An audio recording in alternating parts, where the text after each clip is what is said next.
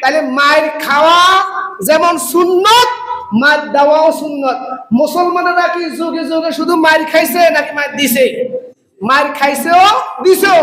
সবচেয়ে মুসলমানেরা মার দিয়েছে বেশি, মার খেয়েছে যেমন তার চেয়ে দিয়েছে বেশি। আজকে এই হিন্দু উগ্রবাদী ইসকন এটা কোনো মানুষের কোন দলীয় কোন এজেন্ট নয়, এরা আমেরিকা এবং ভারতের এজেন্ডা বাস্তবায়নের জন্য বাংলাদেশের নীল নকশা তৈরি করতেছে।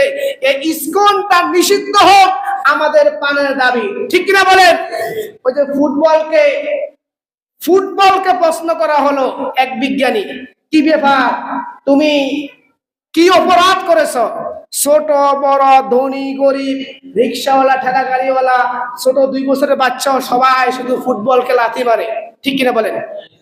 ফুটবলকে সবাই লাথি মারে কি মারে না?